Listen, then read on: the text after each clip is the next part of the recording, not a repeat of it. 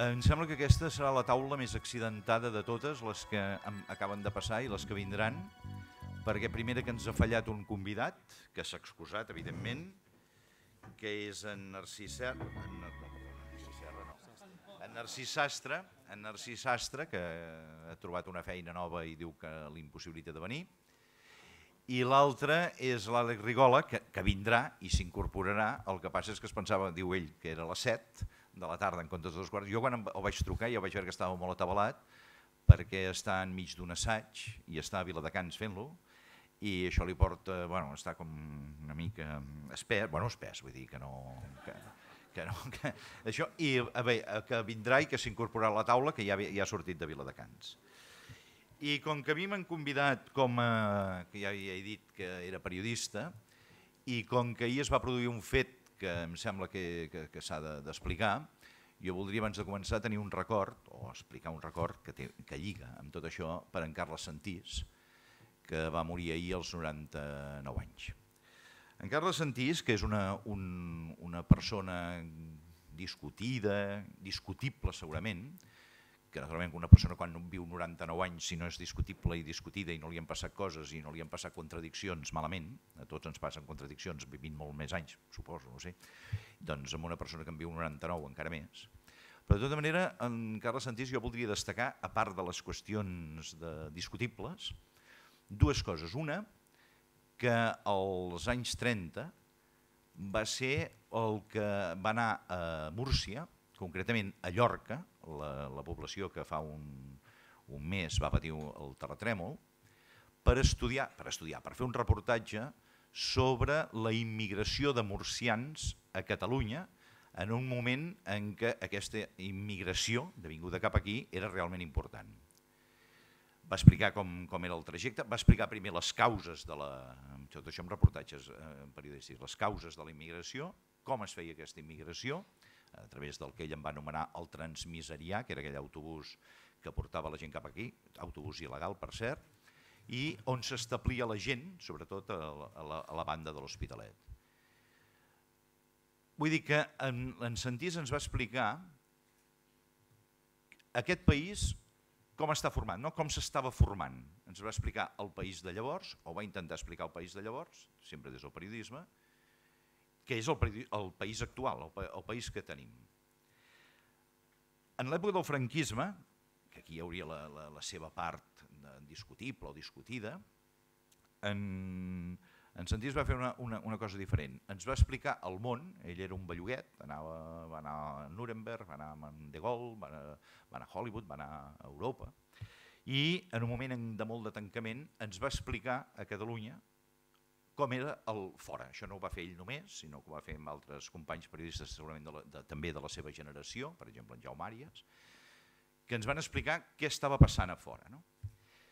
I això és important, vull dir, per un país que ens expliquin primer, que hi hagi un periodista que ens expliqui d'on venim, com som, quina ha estat aquesta barreja, quina ha estat aquesta immigració, i que després ens faci una obertura al món, en un moment en què el país estava molt tancat, això és important. I això lliga una mica amb aquesta taula, aquest país com és, la nostra composició. Penseu que la nostra taula parla de capitalitat i territori, com és el nostre territori, com és aquesta capitalitat, com és aquest país que ha de mirar enfora o no ha de mirar enfora, que serà un dels temes de debat precisament d'aquesta taula, de la projecció exterior de Catalunya, però també de la Catalunya que rep aportacions o que vol estar informada d'aportacions de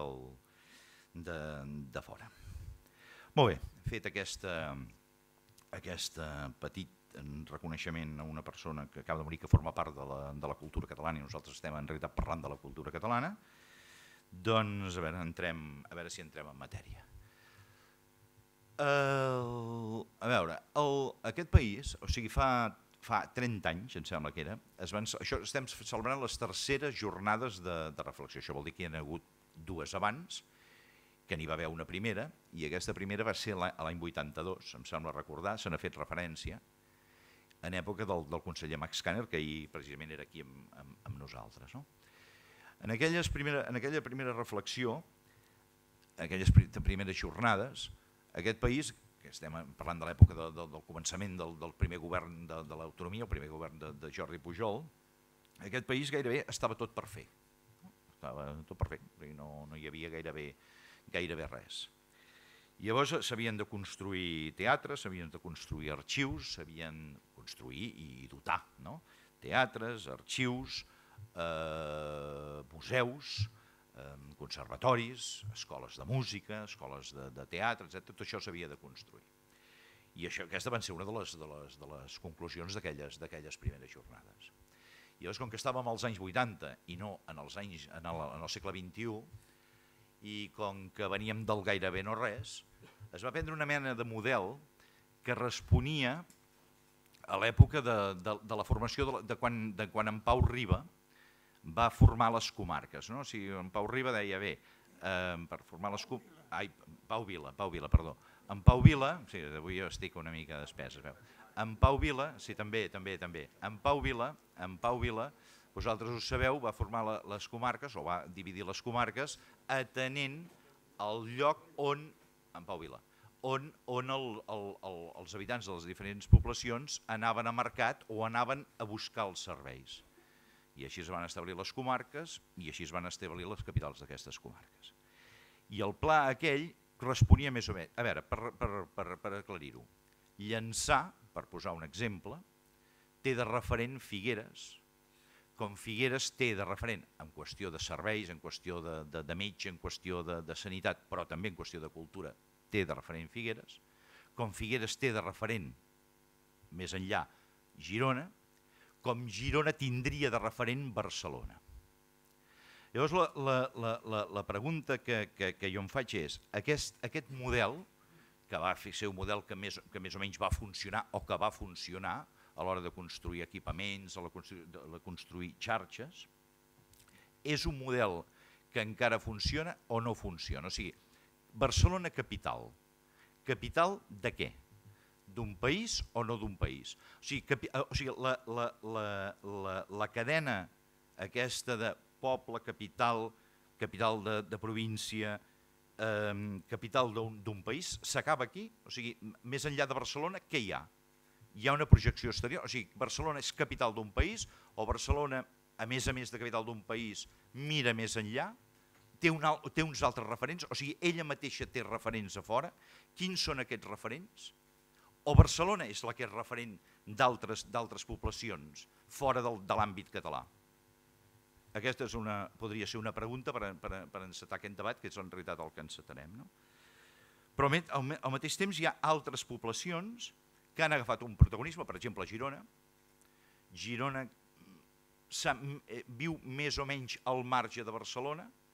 Girona, per exemple, fa un festival de teatre, el de temporada alta, que ha acabat tenint personalitat pròpia i que més ha travessat el territori, perquè té com una mena de sucursal a Perpinyà, mira cap a Perpinyà. O sigui, aquests models, o sigui, aquest mirar més enllà que ha fet Girona, el fa també Barcelona, que evidentment que el fa, perquè té altres festivals que miren més enllà, festivals de teatre, però en altres àmbits també, o sigui, el territori, la capitalitat i el territori, cap on mirem?